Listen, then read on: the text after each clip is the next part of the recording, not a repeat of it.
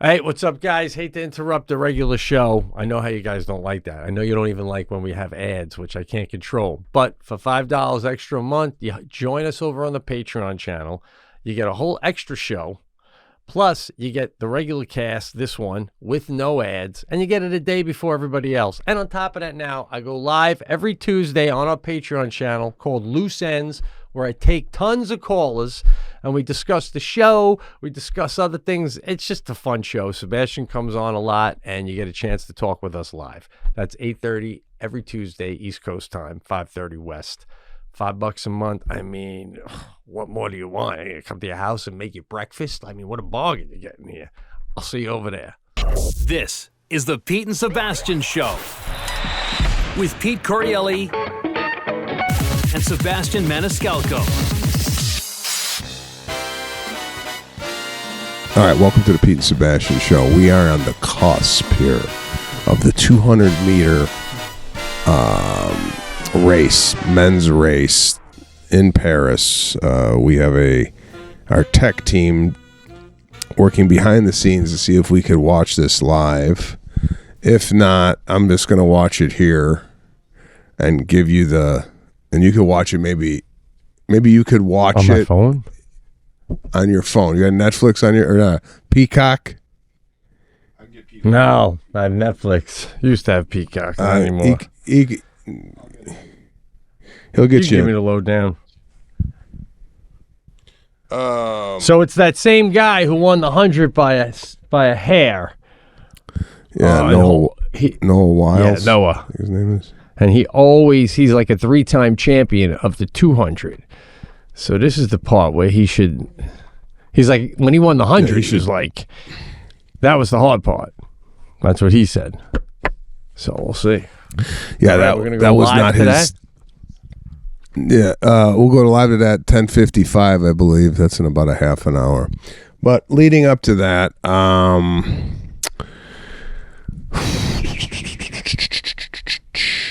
yeah.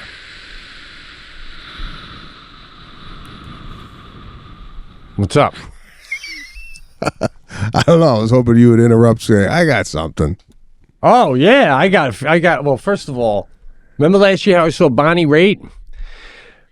This year we went back to that same place, took my sister and my brother-in-law, and we went to see a Sinatra impersonator. Tony something, and it's Sinatra and Beyond. Right, so it's playing the songs of Sinatra with a full orchestra behind them, the Chautauqua Orchestra, which is amazing. Outdoor amphitheater with a roof, beautiful. Come down, show starts. First of all, everybody had white hair except us. That was off-putting. That was the first time I've ever been around that. Like, literally. Like, I'm like not that old yet, but I'm almost like a scout looking ahead and going, this white hair's up ahead. Like, you know what I'm saying? Like, it's close to me. You know what I mean? Like when I was 30, I would never even accidentally be around nothing but 75 to 80-year-old people. But that's what this was. But anyway, whatever, we're psyched to be there. He starts it out with Fly Me to the Moon, the orchestra. It's beautiful. We're like, great night. About $45 a ticket, I think I paid. About 3 songs in, he goes, he does a lot of talking. You know how, folks, I said that this will be Sinatra and Beyond? Well, this is part of the Beyond part. I've wrote a couple songs of my own I'd like to play for you now. Oh, God, here we go. A Sinatra impersonator's doing his own, right? Yeah. And then he tells us, before he goes into it, he tells us a story, and this is where I need... If you're buying this is something that happened with Paul McCartney. I don't want your take on it because when I told you Bonnie Raitt said at the show when I saw her, a nice fella named Larry took me out for a boat ride this morning, and you go, so great. You go, oh my God, bro, you really think she went on a fucking boat? And I bought it. So anyway, he's saying that this guy, before he goes into this original tune of his, the Sinatra impersonator, he says, I used to play at the Correale Hotel in New York City, very famous hotel with a very famous, Woody Allen would play there every Monday nights with his clarinet. Great music coming out of a little downstairs basement of the Correale bar. Played there all the time. I was regular. And one night I was playing, and halfway through, I look over, and Paul McCartney is in the crowd. And he's singing along, loving all the standards I do. And then I did the song I'm going to do for you folks. And then I did some other songs, and Paul stayed for the whole thing. And afterwards, he came up to me. I couldn't believe it. He came right up to me.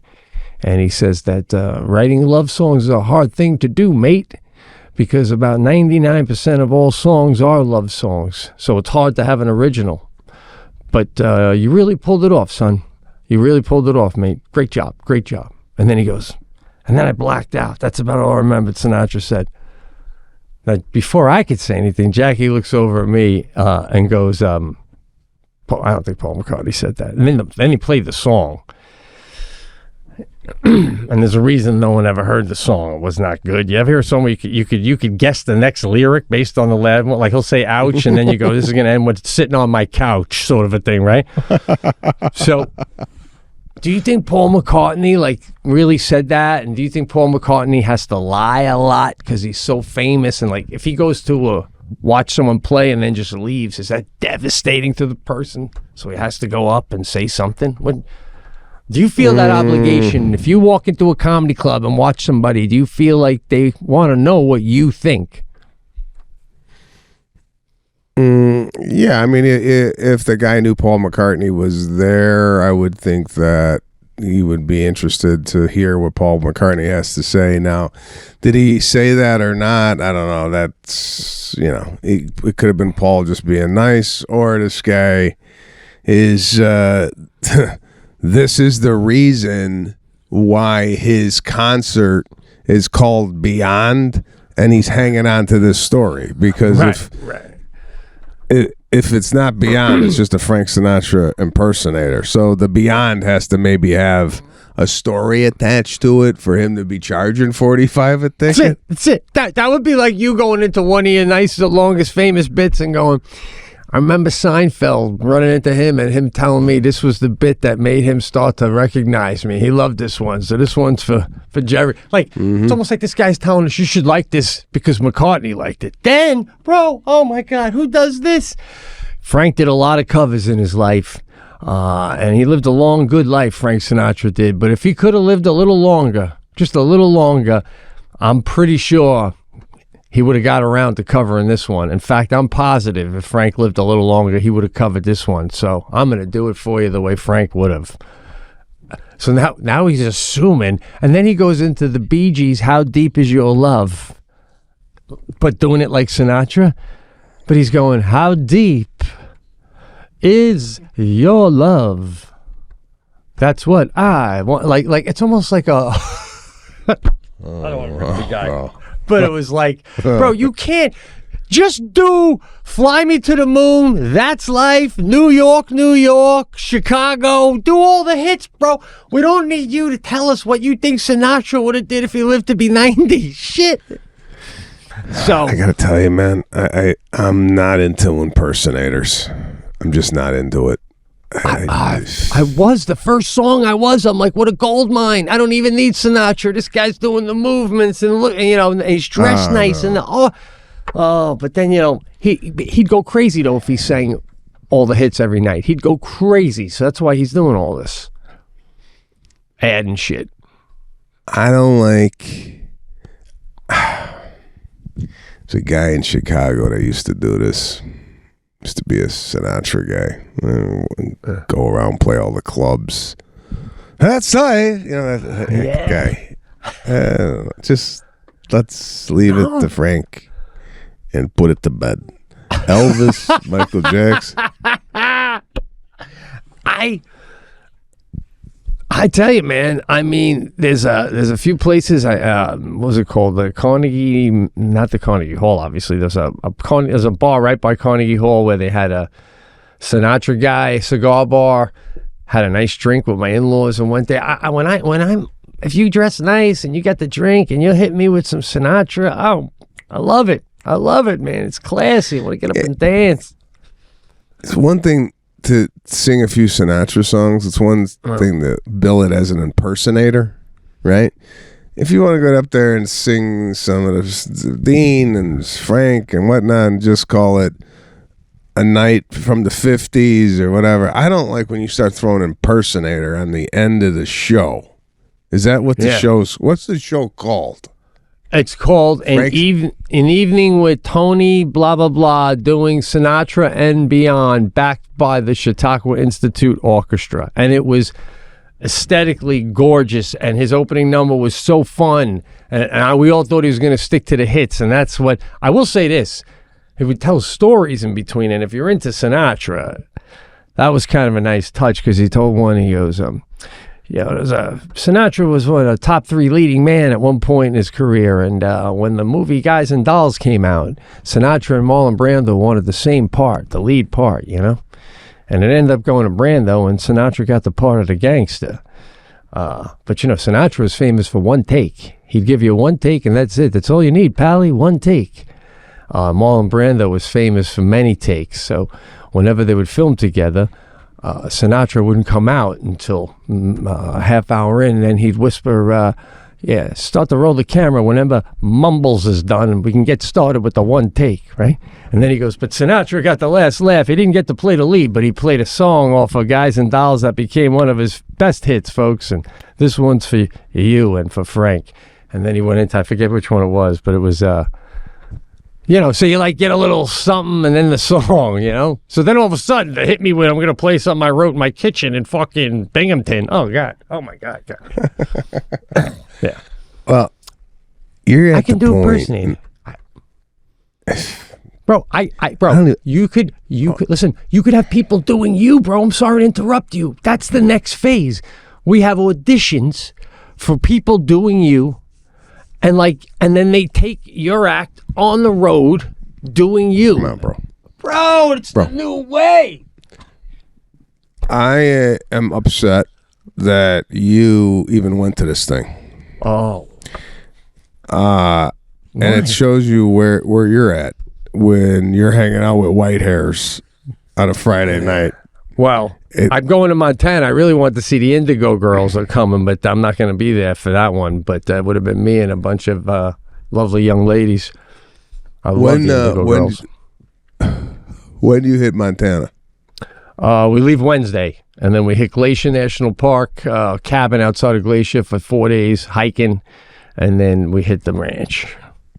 So Wednesday. So it's all right. So Monday. Okay, so 2 days. So are you into the packing yet? Are the boots packed?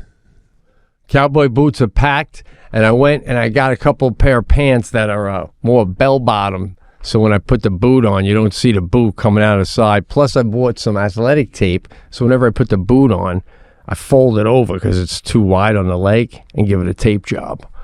I'm ready to go, man. Bringing my A game. Kitty up. I'm afraid, though, what you said, about going back to Cabo, man. I'm afraid, though, that, bloom is off the rose a little bit. I mean, it'll be beautiful and stuff, but Jackie agreed, too, when I told about what you said, when the fire truck pulls up to take the kids to the ice cream shop, you're like, oh, yeah, it comes to, now this is when the fire truck comes.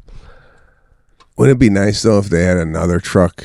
Let's say it's not a fire truck, it's an ambulance, something different where you're like, oh my God, they don't have the fire truck. They got a hay barrel truck or a tractor. I don't know, something different where you go, oh, they switched it up this year because I don't know, something to be said about going back to the same thing. And all right, same thing. What are you guys gonna do? The thing what you did last year? Okay, let's do that. Man, some people like that tradition. It's like tradition, right? Yeah. I mean, this is no matter what. We know this will be the last time we do this, but they have a service we didn't realize they had last year. I may have mentioned this on the cast, which I think you'd like this service. Every family gets a laundry basket, and every night, by 1 p.m., when the housekeepers come, whatever you want washed, you put in that basket. Next morning, by the time you wake up, it's folded right outside your door in the basket every day. There is nothing like laundry on vacation. And here's my question. Yeah. Do you think they do your laundry separate from, say, the next door?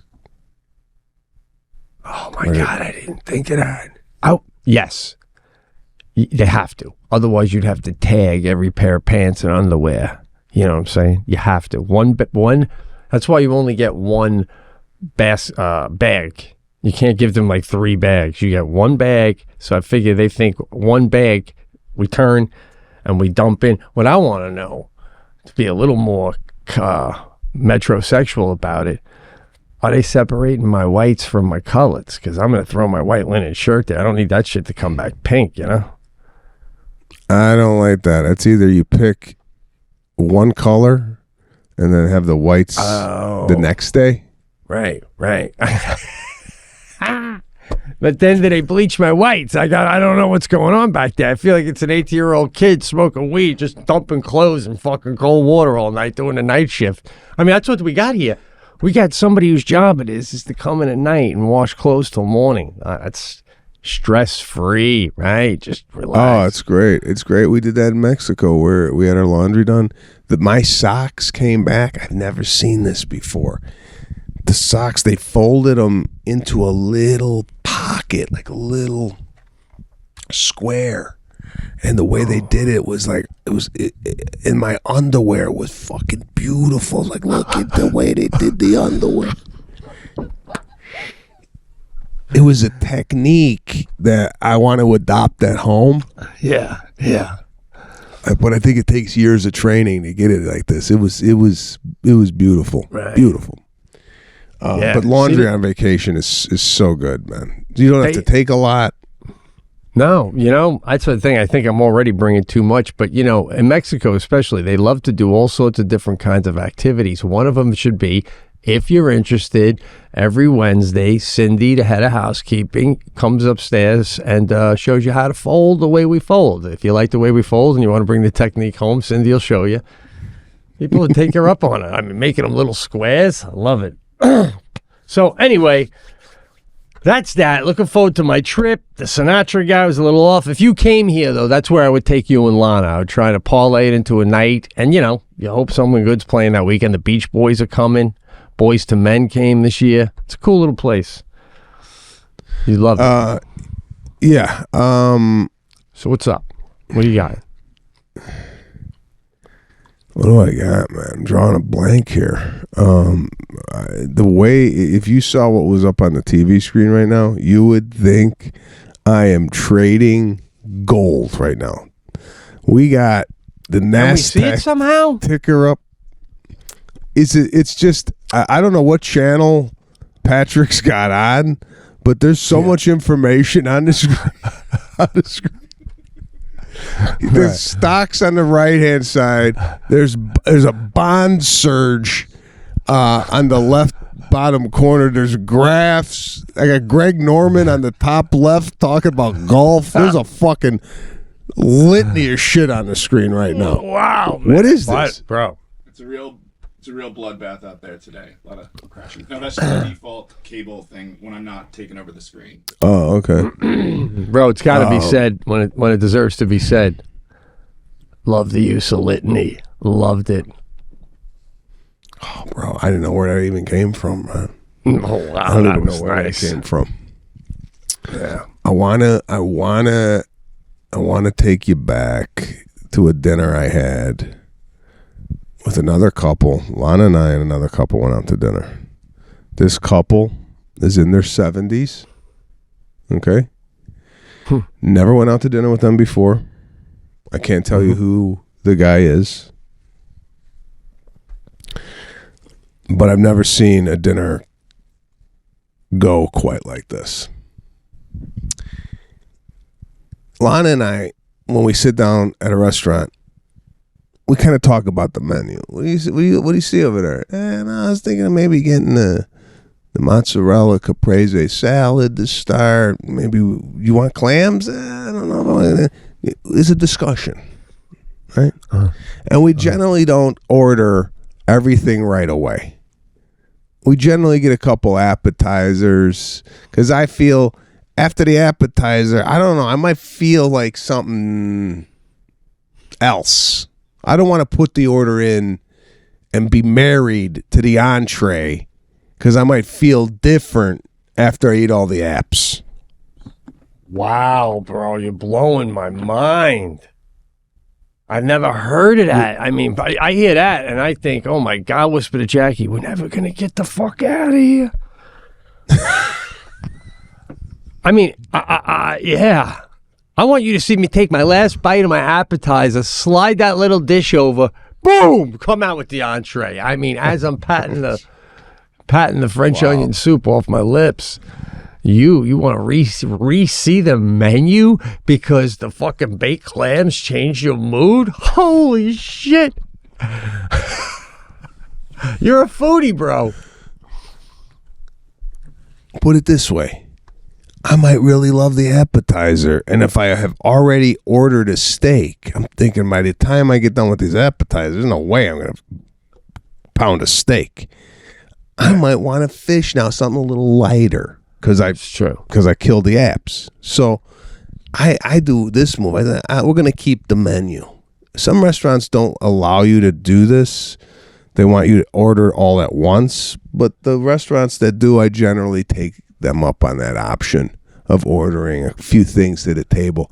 Let's wet the beak. Let's see where we're at before we dive into the pool. Right?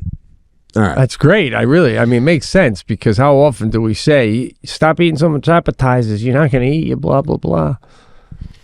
And I like a gap between the appetizers and the entree. I don't want the entree coming right after I eat my last bit of calamari. Give me a break, 20 minutes. Let me reset it. Right? Yeah. We go out with this couple, right? They were there before us. We sit down. And I'm generally, when I sit down at a table and the menu is there, I don't touch the menu. I start talking with the people at the table. It's not like I sit down, open up the menu, and what are you guys going to have? I sit down. Nice to see you. And then I gradually dive into the menu. Yeah. This guy goes... I open up the menu about 5 minutes in, right? And he goes, what do you want? What are you feeling like? And I go, oh, I don't know. And then the waiter came up. And like, are you guys ready? And he goes, yeah, we'll order. I felt pressured into ordering my entire meal. This guy, I've never seen the ordering. He's like, yeah, we'll get this and this appetizer. Is that good for you? Yeah, no, that's good. How about pasta? What kind of pasta? I said, oh, no. And the waitress like, the orecchietti's good. Okay, we'll do the orecchietti. You want meat or fish? Oh, jeez. I guess meat. We'll get shut the menu. Gone. The pacing of this was aggressive. Right. But I kind of liked it because it takes out any like hem-haw of what you're getting, because Lana, especially Lana, tends to like, I don't know, and then this was like order done, menu's gone. All right, what's next? Food comes out. I start eating, right, and then there was a lull because I took a few this, I took a few that. But what I like to do is leave the appetizers on the table, talk, and then all of a sudden I go and I graze a little bit. And I go get another piece of mortadella. Right? Right. A little salad left. I put a little salad on the table. As soon as this was done, fucking picked it up, gone. Like, waitress came, how's it all going? We're done. Right. Oh, another move he did, which I kind of like. What do you think of a salad coming to the table and one person taking the initiative to dole out the salad on each plate? So he served us the salad. Oh, that's nice. Everything this guy is doing, though, and knowing you, I'm sure he's very powerful, very successful, so it's not that. But the bottom line, he's 70 or in his 70s, right? He's on a different time schedule, bro. You're doing things like a man who's 50. He's doing things like a man who's 70, right? I want to be flossing by 8:30, all right? I want to be in front of my mirror flossing. You want to be looking at Lana going, oh, should we get the miso?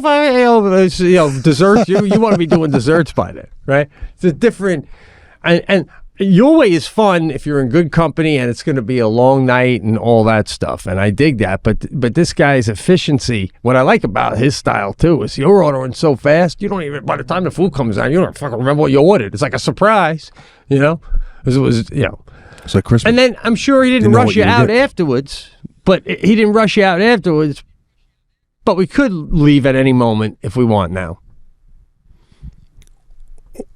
What do you think, time-wise, is an ample time to sit down and have dinner with another couple? Is it an hour, hour and a half, 2? What's your time limit?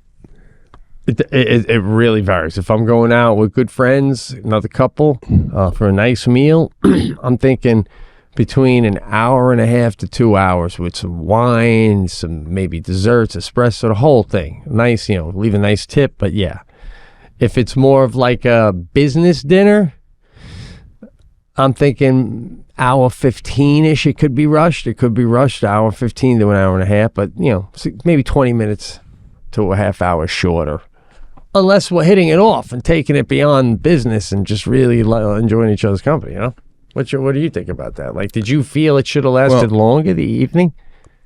Nah, I tend to like really marinate in dinners, like I'm like at the 3-hour mark, I think, when I go out for dinner. So you eat like a mafia don. You know what I mean? Literally, you just sit there eating all evening. People bop in, bop out, give you updates. 3 hours. 3 hours. 3 hours. So we're done with the entrees, and it was delicious. Any room for dessert? Absolutely, he says. Bring this and that. Desserts came. Then he pulled a move that is just a beautiful move, bro. He got up from the table, said, well, tonight's been really, really great. Thank you so much. No bill, no nothing. I go, whoa. The bill. Don't worry about this. He's got it set up where the bill don't come. He pays for it. And on the way out, I pulled this move. I don't know what you take. I said, I'm going to stay. I go, we got a babysitter tonight. I'm going to stay here. What's your take? I'm going out to dinner with somebody, and if you said we're going to go home, and I said we're going to stay, am I obligated to leave the restaurant with you, or can I stay? First of all, what was still on the table? A little dessert or anything? Was anything still on the table? Nothing. Table's clear. I said, Lon and I are going to go to the bar, get a drink. And he goes, nah, why don't you just stay at the table? Oh, wow. Yeah. You know what? It's like alpha male going against alpha male. This guy's like, I'm going to pay, but I'm going to keep it on my speed, how I want it done, and we're all going to get out. And then at the last minute, you hit him when I'm going to stay. You did not see that coming. Nobody hits me with that. We walk out and shake hands after the valet pulls up with the cars. What is this? It's like, what a backhand, bro. It's like the tennis play is over, and out of nowhere you did the hit through your leg. Oh, I just spilled my drink. You did the hit through your leg. Oh. And I got the point. So I like that. I like that move a lot. So we stayed, and it was an eye-opening dinner. I can't really tell you what was said, but definitely one of those dinners where you're like, wow. I learned a lot. This guy is very precise in his decision making. He doesn't look in the past. He always looking forward. Whatever happened to him in the past, he don't even look at it. He's always looking forward. I'm marinating in the past.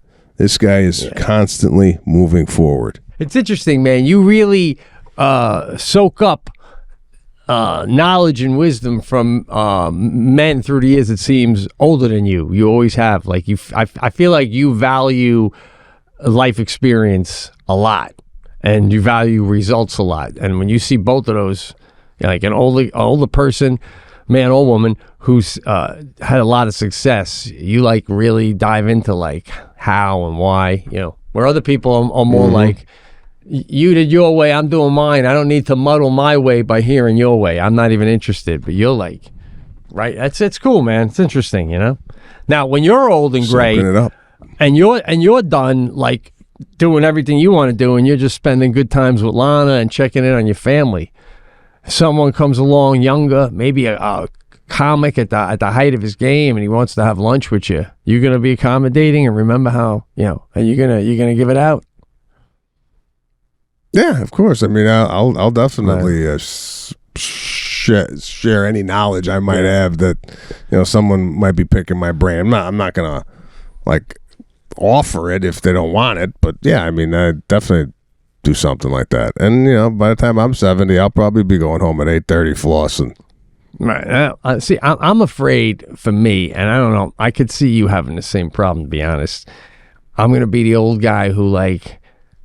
People are rolling their eyes when I ain't looking, doing this, like, let's wrap them up, because I'm just going to, and then, oh, God, then there was the time, me and Sebastian, yeah, blah, blah. Like, and I'm just going to, like, blindly assume everybody just wants to hear everything I have to say on all my experiences, So, I mean, so it's tough, but I like, I like this guy's style, the whole thing you just told about him taking you out to dinner, the efficiency of it, the, just deciding ahead of time. Like, he ordered the desserts. He decided.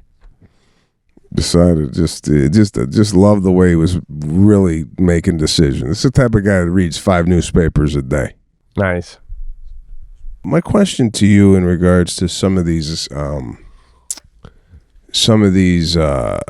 events, right? Have you ever met anybody in any walk of life where you're sitting at dinner?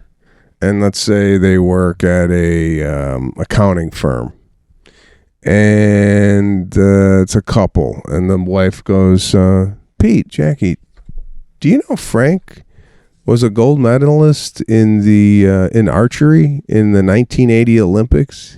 Have you ever like come across anybody in your life that has won a Olympic medal and now is doing something outside? Who? There's a woman, bro, from my town. Her name is Jen Suhr. Jen Suhr. All right.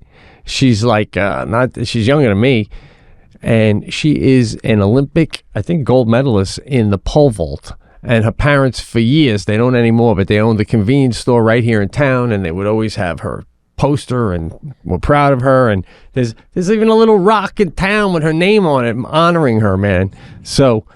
And once in a while, she'd be in the gym. Jackie would run into her. I know that. But I never actually met her. But she is definitely from Fredonia, New York, big-time Olympic athlete, man, representing pole vault, female pole vault. Boom. So that's my closest rub. So after you do the pole vault, right? Like, I guess my question is, when you do these Olympic activities and you win the gold medal, yeah. There's no real career in pole vaulting after this, right? I mean, it's not like Olympics. You do basketball, you could get into the NBA, or Olympics, you could do. I don't know. Is there money in archery after the Olympics? What's the game plan after the Olympics? That's because I've never met an Olympian after they got out of the Olympics. What a great question. What a great show, bro. I mean, we should probably even stop talking right now. What a fantastic docuseries. And it's titled After the Medal. And we follow him around. Like right away. I saw yesterday what you were saying. I saw the guy who does the archery. American guy got down to the final with a guy, I don't know, might have been Italy.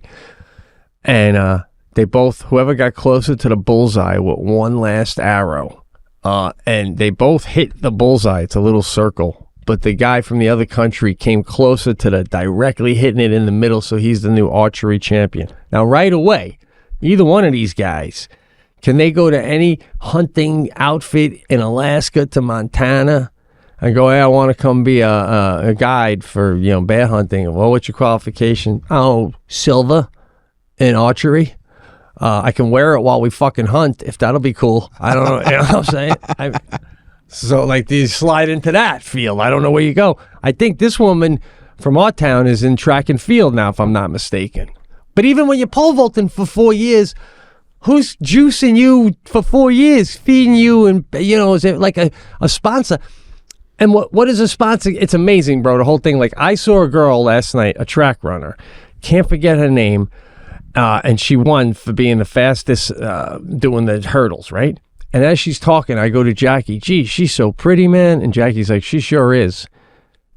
Boom, you know what happens right after she wins the medal? We cut to a commercial break. You know what the commercial break is? Her doing a commercial for Neutrogena skincare. And if I didn't already see her win the track thing, I would just think she was a model doing a Neutrogena thing. What a slide in. Any girl who saw that, even guys, this woman was so pretty, you got to be like, baby, you got to get a Neutrogena, man. You know? So, I mean, what great advertising. I was really impressed by it. It was very smooth. Well, the pole vault, say, hurdling is one thing. No, sprinting is one thing. You go to the track and you run. Yeah. You don't really need any equipment but a pair of shoes. Yeah. The pole vaulting, right? Yeah. I would find that to be like, I got to go practice pole vaulting. But then the fucking pole, you know, like, right. You got to. Do you keep the pole somewhere? Right. And is that thing always up? Like the pole vaulting apparatus. Yeah. If you want to practice pole vaulting, do you got to call over the track and go, hey guys, I'm looking to come over. Is the pole vaulting thing up, or do you got to build that? Like, not only that, that's so great. Not only that, but then when you get there and you practice it and you knock the bar over, like, you got to get it up there. How do you get it up? You got to bring it up with a rope, like a pulley. Oh, shit. I used to go in when Sadie was little. I'd go into the Fredonia State College, the track, the gym all the time. We'd sneak in the middle of the day, and they'd have these big mats that when you pole vault, you land on. And they're hold on, Pete. Hold on, Pete. We might have another race. Yes, we do. Another qualifier? Olympic experience. Yeah. These are Olympic rookies about to run for a spot in the semi. Now, if they just ran the 200 to qualify, are they? Is it unheard of to expect them to run later in the same day for the final? Like you no, can't run the 200 twice in one day. Jesus, the Secretariat do 2 races in a day. Yeah, no, they're doing this to do it tonight. So tonight's the final. So it is same day. 2 races. Takes 19 seconds to run a race. I think they got another 19 seconds in them. Well, I don't know, but it takes 4 years to be ready to run 19 seconds. Really, when you think about it, that's like, yeah. I mean, Jesus, crazy, right? Just like that, 19 seconds, and your life is either, you know, like you said, you go back to the architecture firm and you work over there, or you're doing cereal commercials. Depending, it's all right there. Fascinating, dude. Oh my God. So, I'm just checking this. I was watching Shot Put. What does he do after the Olympics? Right? Not only that, whatever he does do, when he brings it up in the lunchroom, I did the Shot Put the Olympics. Is there even interest? I mean, I'm blown away by how far those guys throw those things. They're like Vikings, man. That's a different guy, bro. They gotta put chalk on their neck. Holy shit! He's got half of this guy's head was chalk because he's got to put that ball up there and put it in the neck. Can't be any sweat or nothing. Those guys are so freaking tough and shit. So they put it there so the arm can rest before the throw. So it's really leaning on my neck until I'm ready to do that with it. Yeah, it's just there. It's in their palm of their hand, but it's still placed on the neck. So he's got this fucking thing ready to go. Another one I watched was the hammer throw. Do you ever see these guys? They take they take this ball and they whip it around. Oh, that's another one. Like, I just don't even know how you pick that sport up. You know what I'm saying? Yeah. Are you at the I don't know, the gym class in high school one day, and you go, "What's that?" "Yeah, that's the hammer. See if you can throw it." Right. And the guy throws it and goes, "Holy shit, I love this." How do you get into that? I know. And what's it? Sometimes I don't know how to react when I'm seeing somebody do a sport at a high level that, like, I'm not familiar with. Like to what you're saying. I don't know if I should say this, but I am. Down the block from us is a real nice family, and they live in the winter, so all year round. They're teachers in Belgium, right? And they come back for the summer because they got this old home and they have apartments in it, and they have a big one they stay in. And their son, who's 17, I know her well, the mom. The son's like 17. He's on the national Belgium cricket team. This kid's got serious talent. So when they're home in the summer and I'm walking the dog, they're out on the front lawn and the dad's throwing the ball and he's got the cricket bat and he's just wailing them like fucking Cal Ripken into the net with that fucking cricket thing. And I don't know how to feel about what I'm seeing. You know, I'm seeing cricket played at its highest level, but I'm like, you know, no one even slows down. Like, you know, like you just look over like, what the fuck is that cricket? But he's dynamite, you know? Kid's dynamite, you know?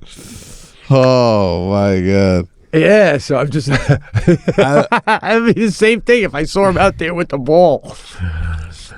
Oh, God. Oh, we got the third qualifier here coming up. She made a surprise appearance in 2023 World Championships in Budapest. All right, could you hear this? So, bro, that kid, I'm going to see him in the Olympics someday doing cricket. Unbelievable. All right. She said... Could you hear this? Yeah. And I just can't imagine how much that loss has impacted him. And we all know he's on the track here representing her, and she is so very proud of him. But don't forget that that's who Noah Lyles had to outlean last year to win the 100-meter world title. You'll start in lane 3. Is Noah in this one? Mom, Sarah Tiwa. No, but Filippo Torto. Filippo Torto. He has made a global final. He was Italian guy is doing the 200 meters.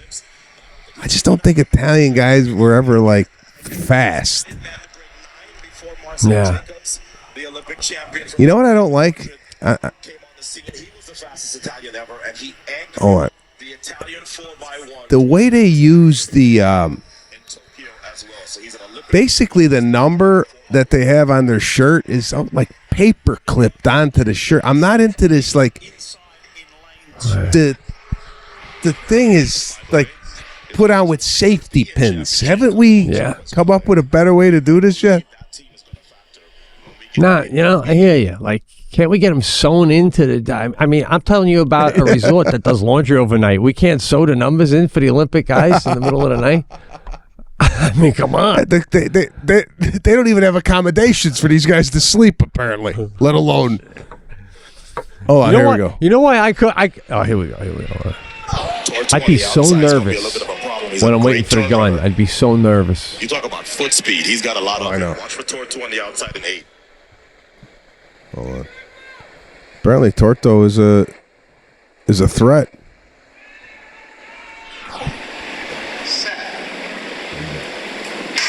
Let's see who's got the speed in this heat. Top 3 go through to Wednesday semi. Torto looks good on the outside, but here's the 1950 performer Tobogo as they slingshot off the turn and head for home. Richardson of South Africa in the middle, and he's pulled up injured. Oh, what a shame. He was running well. Letsile Tobogo, and here comes Torto finishing strong. That is going to be tied across 3 athletes to make that top 3 cut, but there's no doubt about that. Guy pulled a hammy. Right? Bro, that answers what you were saying last week's episode. If you never ran faster than the fastest guy, why bother going? Because he pulls a hammy, and next thing you know, you're getting the bronze. And he's rubbing Ben Gay on his thigh. That would be me, bro. That would be my luck. 4 years trained, all of a sudden, oh! What happened? The calf gave out. That's Right. my luck. That's it. Oh wow! Do you think? No, you get fucked up. Do you think like they go with Ben Gay, or you think they go with icy hot patches in the Olympic Ben Village? Gay. You know who's got Ben Gay? The people who went to go see the Sinatra impersonator. That's who's Really? using Ben Gay. Hey, like the guy you ate dinner with put some on before bed afterwards. But I listen, Ben Gay works though, man. Like, so I'm wondering if like when you get to the Olympics, if you got to bring your own lotions and stuff. Because if you're like, I go with Ben Gay and they go, we got this French brand we use. It's just as good. It's interesting, man. I'd love to walk an Olympic Village. Wouldn't you like to take a golf cart around an Olympic Village, maybe with a nice red wine, and you're on the back of a golf cart, just doing 5 miles an hour? That'd be nice.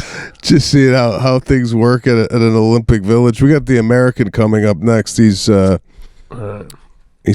Noah. He's another guy. His name is Kenny Benderick. I don't know. I feel like Kevin Hart and Snoop Dogg over here. We're doing Olympic commentary. Right. There was a guy named Fred something who came in third in the 100 from America. I liked him too. Yeah, Fred Curley. Oh, bro, you know last names. I love it, man. Bro, I'm in. I'm piped in. You know. Come on. Yeah. I need your advice on a past sponsor and a situation with my father-in-law. I'll make this brief, but in a nutshell, I got the electric bike from a sponsor. They gave us, you unfold it and it's an electric bike. And I just can't say enough about this bike. It's just so fun and so awesome. Goes for about $1,000, big fat tires. So a while ago, I gave it to my father-in-law because Sadie's so young. I don't want to get used to electric. I want to still pedaling, so we all pedal. But whenever we go to my in-laws, we love riding it. And I know he's enjoying it immensely. The man's in his 80s. He still bikes. And the thing about the electric bike, it's got 5 levels, so you can either not have any electric at all. You know, a lot of them have that. Or a little when you pedal. So my mother-in-law, my sister and her brother-in-law visited. I said, I just want to take the bike for the weekend so they can try it because I think they might want to get them too. They're moving to a beach house. And of course, my father-in-law was like, yeah, no problem. It's yours whenever you want. And I go, no, seriously, I don't even have the room in my garage. You're doing me a favor keeping it here. I'm glad you're enjoying it, right? So when I take it, my mother-in-law looks over at me and she goes, thank you. It was nice of you, but you keep it now. He doesn't need it. And I'm like, Ma, he's enjoying it, you know? And she goes, the hearing, I don't, you know? So basically I said to Jackie, Jack, I don't know what to do here, right? Because my father-in-law is 87 years old. He's still biking anyway. He's still wildly alert. Everything is running great, no problems. Only thing is hearing a little bit, but he wears hearing aids, right? So if a man reaches that age, and I said to Jackie, I feel like if I give the bike back to your dad, and all of a sudden he gets hit on the bike, is your brother and your mom going to be like, what'd you give him the bike back for? It's on you. Or do I respect that this is still a man who's able to be? He drives, and I'm not even trying to say let him keep driving where he's putting other people in harm's way. I'm saying you're alive and live and let him live. I want to just give him the bike and go fly, cowboy, fly. So Jackie goes, listen, you've been a part of the family long enough. You got to make that call. You know my mom. So what's your take on that? Would you go take the bike and do 25 on it, which you can without pedaling? Electric bike. That's electric bike. Highly recommend. No money for that. Swear to God. Just truly a great product. Your father-in-law is never going to see that bike again. Really? Why are you saying that? I was thinking about taking it to him. No. It's yours. It's over. You basically got from your mother-in-law, he can't ride the bike anymore. He's liable to get hit by a car because he can't hear shit. And that's going to be on your plate if you give him the bike back. Well, as Jackie argues, he's still riding a bike anyway, so he can get hit on a bike. And think about this, bro. You're 87 years old. And you've long time now had a country club that you love. For years, you've been riding your golf cart every day golfing. What would you do if you found out Lana said to the people there, someone has to drive him or he walks. It's too dangerous. He almost ran into the lake the other day. He could have drowned. Just no more of that. Or till the day you die, bro. Wouldn't you want to make your own decisions like that? No. I turn 87 years old. Somebody's got to be speaking on my behalf. Yes, you know what? I want to talk to you at 85, which we'll probably still be doing this cast and not breaking 100 by then, too. I'm serious, though, man. I would wait for him to ask for the bike back. I wouldn't bring it over voluntarily. He's never going to do that because he would be like, hey, I was never mine to begin with. It's unfortunate. The only way he'd use that bike if I put it in front of him and said, listen, man, you're doing me a favor. Ride it when she's not looking. I tell you, though, I love this bike the other day. I'm still wondering why the fuck I didn't get a bike. Why didn't I get a bike? Because we had one, and they said either one can have it, and you said I could have it. You didn't care. I went to your camp, and you're like, take the bike. That's what I said to you. Yeah, you got them. And I went to your house. You got bikes.